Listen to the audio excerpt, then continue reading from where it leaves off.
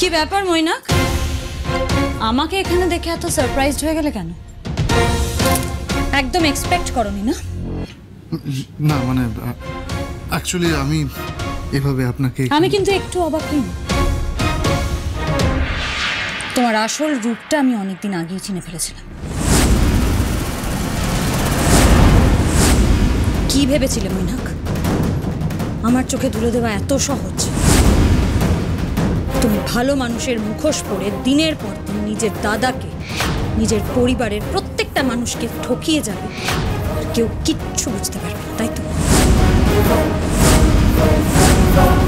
তোমার লজ্জা করে না? এতটুকুও লজ্জা নেই তোমার মধ্যে? যে পরিবার তোমার নিজের পরিবার নয় না, যারা তোমায় অসময়ে এত ভালোবাসা এত স্নেহ দিয়ে আপন করে নিল, আজ তাদের এগেইনস্টে এত বড় ষড়যন্ত্র করতে তোমার এতটুকু বিবেকে বাঁধলো না? আপনার ভুল হচ্ছে কোথাও। আপনি বিশ্বাস করুন আমি একদম ভুল এতদিন ভাবছিলাম মৈনাক, এখন আর ভাবছি না। টিজ ডায়মন্ডস এর আড়াল থেকে তুমি যে কলকাঠি নাড়ছো সেটা আমি অনেকদিন আগে বুঝতে পেরেছি, কিন্তু আজ শুধু নিজের চোখে সেটা দেখতে এসেছিলাম। সেদিন ক্লিনিক থেকে যে তুমি আমাকে কিডন্যাপ করেছিলে আমি সেটা টের পেয়েছিলাম মৈনাক। আর ওই ক্লিনিকের কিডনি পাচার চক্রের সাথেও যে তুমি জড়িত সেটাও কিন্তু আমি খুব ভালো করে জানি।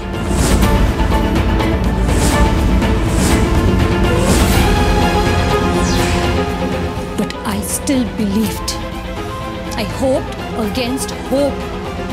কেন জানো? Because you were my friend.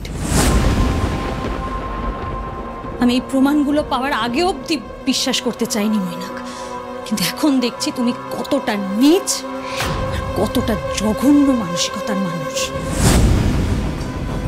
আর বারবার আড়াল থেকে তুমি যেভাবে আমাদের পরিবারের ঋদ্ধিমান বাবুর ক্ষতি করার চেষ্টা করেছো মৈনাক, আমি কিন্তু তোমার ছাড়বো না।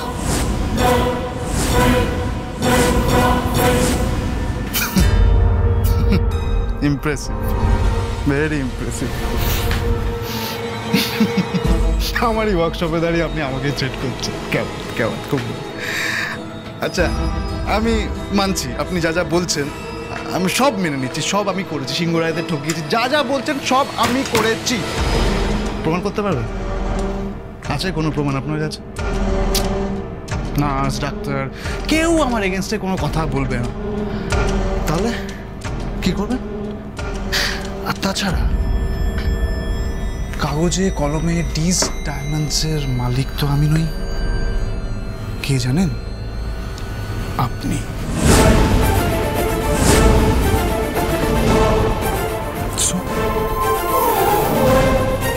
আমাকে থ্রেট করে কোনো লাভ নেই, পারলে কাল কম্পিটিশনটা জিতে দেখা,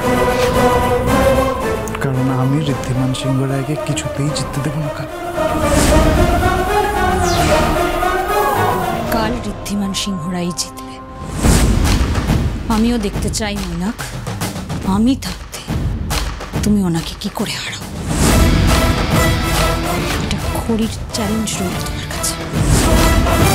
কাল ইভেন্ট জেতার পাশাপাশি তোমার এই মুখোশটা আমি সবার সামনে টেনে খুলে ফেলে দেব।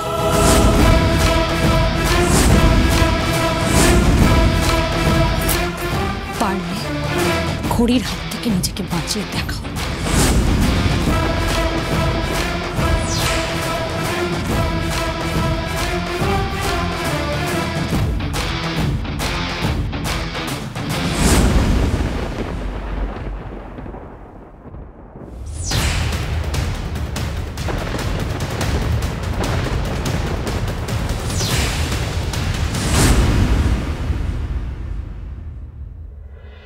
ওই সাইডটা দেখো তো।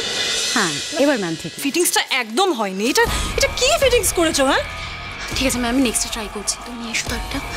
অ্যাকচুয়ালি ম্যাম এটাই তো ফাইনাল করা হয়েছে, আর ফিটিংস ছাড়া যদি আপনার কোনো প্রবলেম থাকে আমাকে বলুন, আমি একদম ঠিক করে দিচ্ছি। অ্যাকচুয়ালি কি বলতো, আমাকে না লম্বা ড্রেস ঠিক মানায় না। I need something stunning, something stylish, ঠিক আছে? আর এগুলো সব ওল্ড ফ্যাশন। ঠিক আছে ম্যাম, আমি নেক্সট। হ্যাঁ তুমি দেখো প্লিজ। জুলি এটা পয়লা বৈশাখের ইভেন্ট, এখানে ওয়েস্টার্ন ড্রেস চলবে না। চলবে না রাহুল, আমাদের কোম্পানিতে মডেলকে সুন্দর দেখা নিয়ে কথা, আর আমাকে ওয়েস্টার্ন ড্রেসে মানায় তো আমি কেন পরতে পারবো না? কারণ সেটা ভালো দেখাবে না। দেখো অকেশন অনুযায়ী তো ড্রেস সিলেক্ট করতে হয়, আর পয়লা বৈশাখ হচ্ছে বাঙালিদের নববর্ষের প্রথম দিন। আমাদের মডেলরা সেদিনকে তাদের জুয়েলারি দিয়ে, তাদের কস্টিউম দিয়ে বাঙালি আনাটাকেই হাইলাইট করবে, সেটাই উদ্দেশ্য। আর তাছাড়া দুটি আমাদের ব্র্যান্ড অ্যাম্বাসেডর হিসেবে এতদিন ধরে সবাইকে লুকটাকেই ক্যারি করছে। উফ রাহুল, ডোন্ট টিচ মি, কে কি করেছে আমি সেটা জানতে চাই না। আই এম জাস্ট কনসার্ন আমাকে কোনটা মানাবে। আর আমি সে দুতির মতোর যেই ব্যান্ডজি না, ওর মতোর আউটডেটের, ওর মতোর বোকা বোকা সাজ আমাকে ঠিক মানায় না, স্যুট করবে না। জুলি, তোমার গ্রিন টি। এত দেরি করলে কেন? আমি বানিয়ে রেখেছিলাম, কিন্তু তারপর দেখলাম তুমি বিজি রয়েছো, তাই আর তোমাকে কিছু। এটা কি বানিয়েছো? ঠান্ডা, এটা খাওয়া যায়? তুমি তো বিজি ছিলে, তাই তো তোমায় দিতে পারিনি। এই দেখো, এই বোকা বোকা এক্সকিউজেস গুলো আমাকে দেবে না। আমি বিজি থাকবো না তো কে থাকবে? তুমি যার বাকি বানিয়ে আসো, যাও। আমি একটু পরে বানাই, অ্যাকচুয়ালি আমার শরীরটা একটু। তোমার শরীর খারাপের বাহানা না আমাকে দেবে না, ঠিক আছে? আর এইসব নাটক আর অভিনয় আমার সামনে করবে না, যাও কি বানিয়ে আসো। এ বাড়িতে চা বানিয়ে দেওয়ার লোক অনেক আছে, তাদেরকে বলো।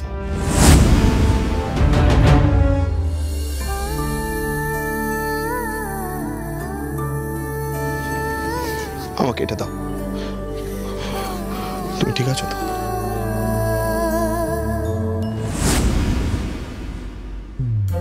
বুঝলি পার্টনার, ওই কালী ঝুলিকে না একটা ব্যবস্থা করতে হবে। আমার কাছে একটা আইডিয়া আছে।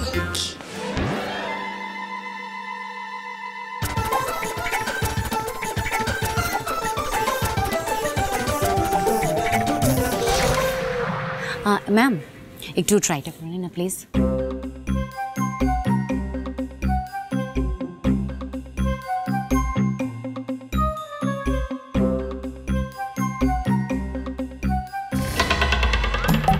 ও মা গো,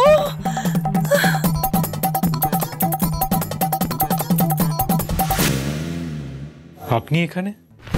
হ্যাঁ, আমি এখানে এসেছিলাম আসলে।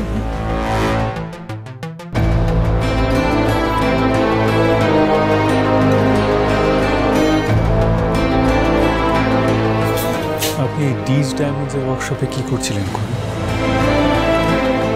আপনি আমায় ভুল বুঝছেন ঋদ্ধিমানবাবু। আপনি যে উদ্দেশ্যে এখানে এসেছেন, সেই একই উদ্দেশ্যে আমিও এখানে এসেছি।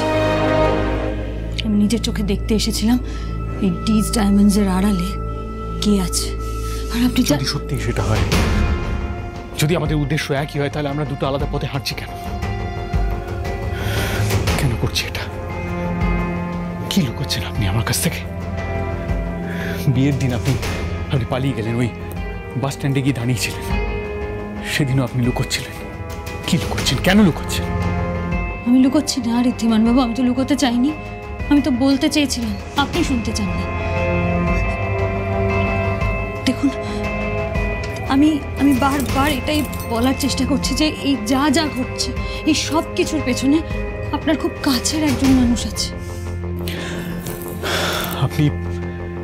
আপনি নিজেই বলতে চাননি, সময়ের অজুহাত দিয়েছেন। আমি অনেকবার আপনার কাছ থেকে শুনতে চেয়েছিলাম, আর আপনি আমার সব থেকে কাছের। আমি চাইছি আপনাকে বিশ্বাস করতে, আপনি আপনাকে বিশ্বাস করতে দিচ্ছেন না।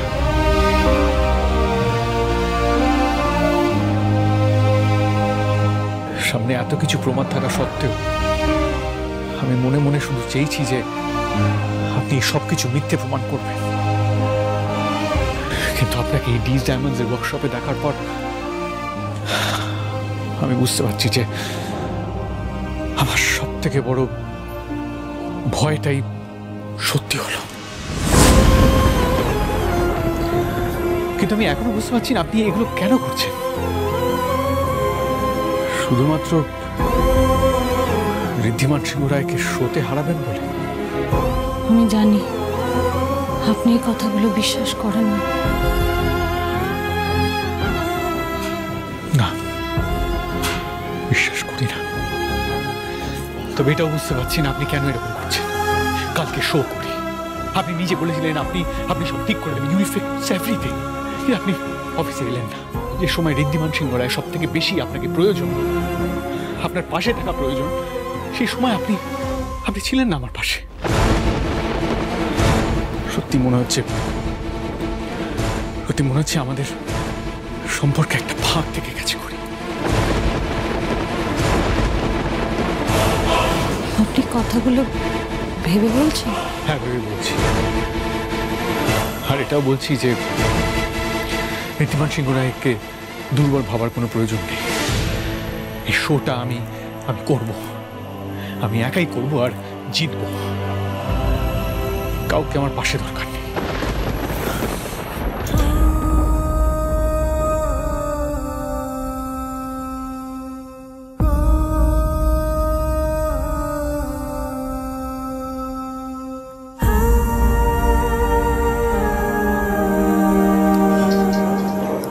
আপনি চান বা না চান,